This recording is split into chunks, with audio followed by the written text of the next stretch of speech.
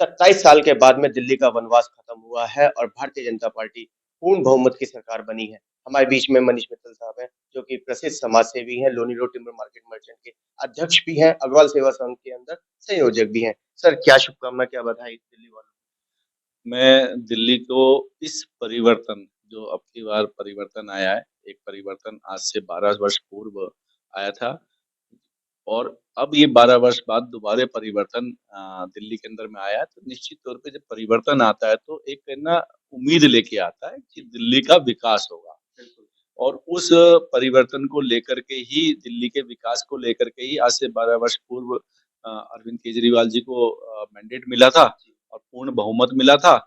तो परंतु जैसी भी स्थिति रही, जो भी रहा और जो भी उन्होंने कार्रवाई करी तो परिवर्तन दोबारा से देखा गया और देखा गया कि परिवर्तन की लहर थी और अब की बार जो है भारतीय जनता पार्टी को मैंडेट मिला।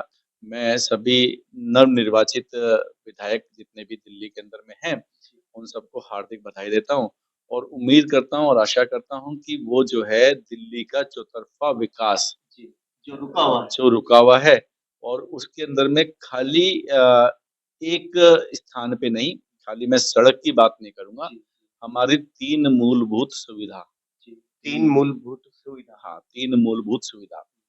नंबर 1। नंबर 1 हमारा वो क्या नाम स्वास्थ्य बिल्कुल। स्वास्थ्य, जी, शिक्षा बिल्कुल। और हमारा ट्रांसपोर्ट। बहुत सुंदर। हमारा स्वास्थ्य, शिक्षा और हमारा ट्रांसपोर्ट, जी, सड़क। जी, जी, तो 3 मूलभूत सुविधा है हमारी, जो हमारे रोज़मर्रा के जीवन के अंदर में ज़रूरत पड़ती है। तो स्वास्थ्य जो है, पूरा दिल्ली के अंदर में मैं मानता हूँ कि पूरा चरमराया पड़ा हुआ है। मैं कल ही का एक उदाहरण बताता हूँ।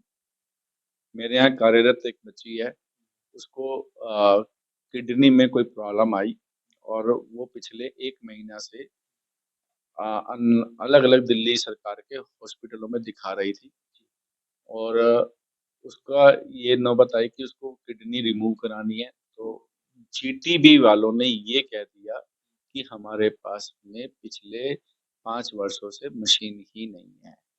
5 वर्षों से मशीन ही नहीं है मशीन ही नहीं है। मेरे पास लाइव एग्ज़ाम्पल है, वो बच्ची मेरे यहाँ ही कार्यरत है और वो जो है एक पियोन लेवल पे है। तो ये स्थिति दिल्ली सरकार के अंदर में स्वास्थ्य की बनी हुई है, स्वास्थ्य से रिलेटेड। तो हमारे पास में स्वास्थ्य से रिलेटेड अगर आज किसी मतलब कि नॉर्मल आदमी को स्वास्थ्य से रिलेटेड कोई चिकित्सा चाहिए, तो आप ये मान के चलिएगा दिल्ली के अंदर में वो चीज़ अवेलेबल नहीं है।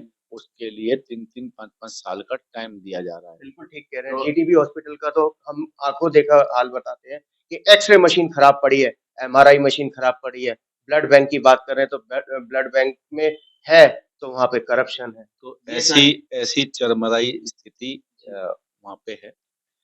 फिर रही शिक्षा की बात।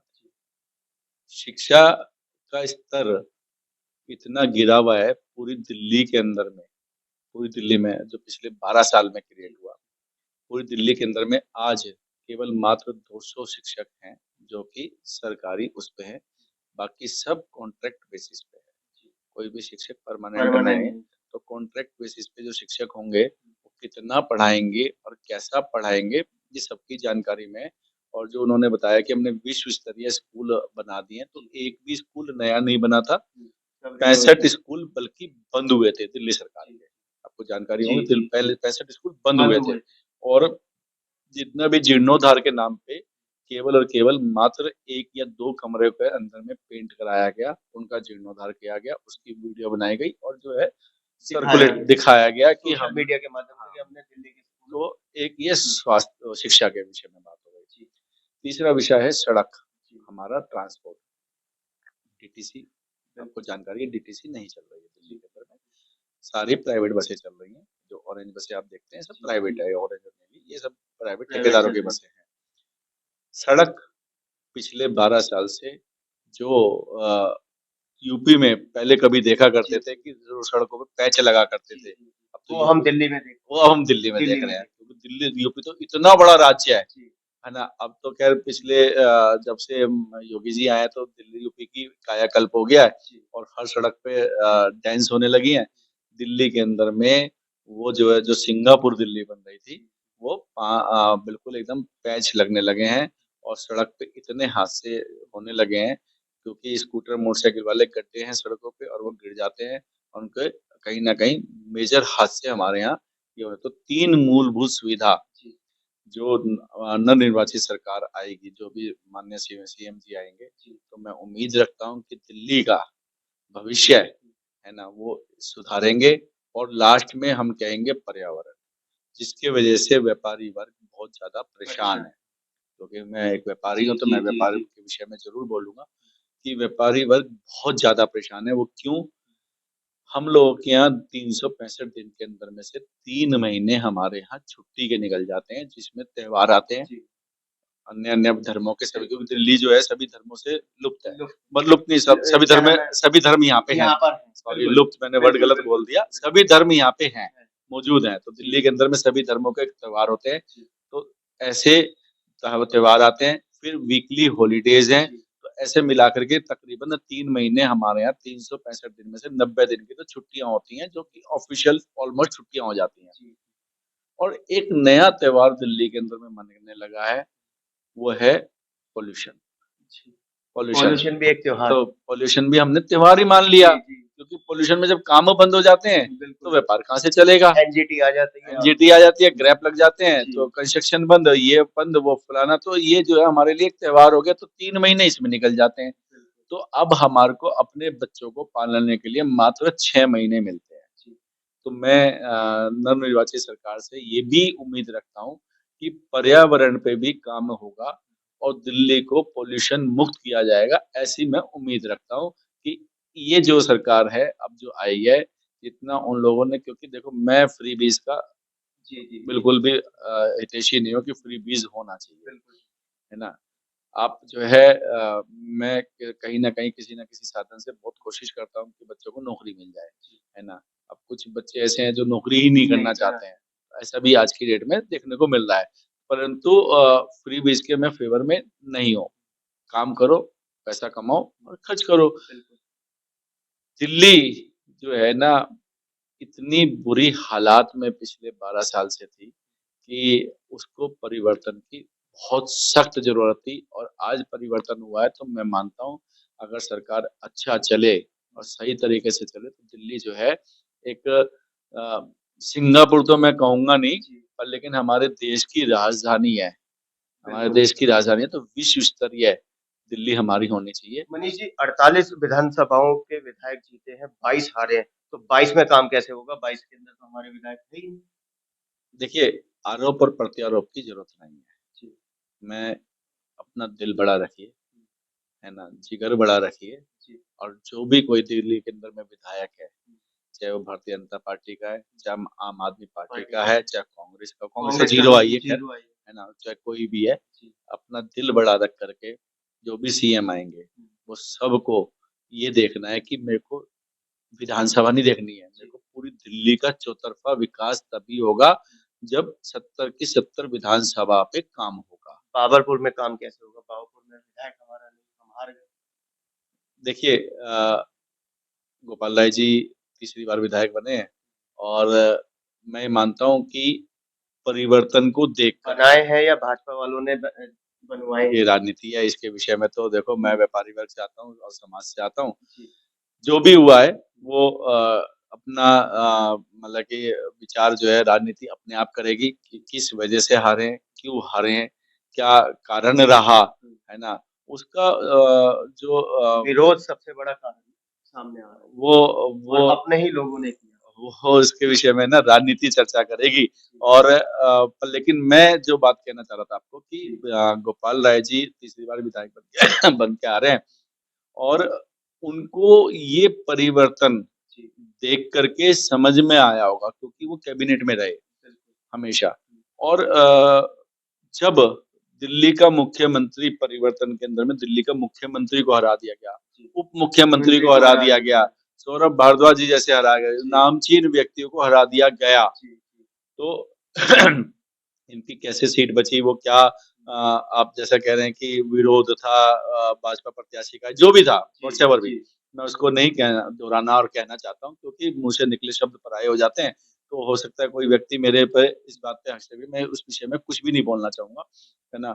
परंतु मैं ये चाहूँगा कि गोपाल राय जी इस विषय को देखें और चिंतन करें, मनन करें कि ऐसा अगर उन लोगों के साथ हो सकता है, तो कल जो है आपके साथ भी हो सकता है, आपके बार आपके साथ भी हो सकता है। तो उस विषय को देखते हुए, है ना, एक पर्टिकुलर जगह पे विकास ना कर के चौतरफा अपनी विधानसभा में विकास करेंगे और सही तरीके से ओपन माइंड से सब लोगों को साथ में लेकर के, सब लोगों को साथ में लेकर के, है ना?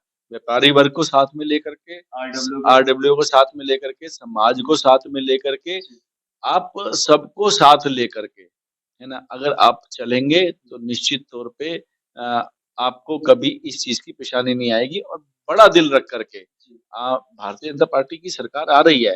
भले ही मैं मानता हूँ कि उनका उनका दिल इतना बड़ा होगा कि वो किसी को मना नहीं करेंगे, तो आप भी बड़ा दिल रख कर के और अपना काम कराएँगे तो आपको भी भारतीय जनता पार्टी के साथ शायद परेशानी नहीं आएगी। मनीष जी, मोदी जी की गारंटी क्या पूरी होंगी जो वादे करे थे?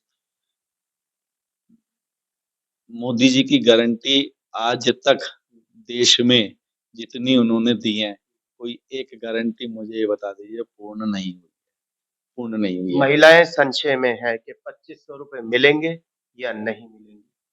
आर्थिक आधार पे आर्थिक आधार पे आर्थिक आधार पे। आर्थिक आधार पे। लेकिन बाजार ज़रूरतमंद बाजार में प्रचार ये किया गया कि सबको मिलेंगे। नहीं, हर नहीं, महिला के खाते में नहीं, 2500 रुपए। नहीं, वो प्रचार जो है, वो गलत किया गया। हर महिला के अकाउंट में 2500 रुपए, एक महिला जो 2 लाख रुपए, 3 लाख रुपए, 1.5 लाख रुपए, 50,000 रुपए, 25,000 रुपए सैलरी लेके आ रही है ना? जो कुछ बहुत सारी महिलाएँ दिल्ली के अंदर मेट्रो सिटी है, इसमें बहुत सारी महिलाएँ जो हैं काम कर रही हैं, बिज़नेस करती हैं, ठीक है ना? तो जिनको अपनी आय जो है बहुत अच्छी है ना? बेसिक इनकम से ऊपर उनकी आय है, तो उनको किसी बात की ज़रूरत है 2500 रुपए की? किस चीज़ की ज़रूरत है ना? लेकिन वो बताया ये क्या वो गया कि हर समाज में महिला को मिलेंगे। मैं मैं एक बात कहता हूँ कि कभी ऐसी आर्थिक स्थिति में किसी 5 एक महिला से जो कार्यरत है ना? और या व्यापार कर रही है, उससे कहिए 5 सामाजिक आदमी से लिखवा के दे दे कि मेरे को 2500 रुपए की ज़रूरत है। कोई नहीं।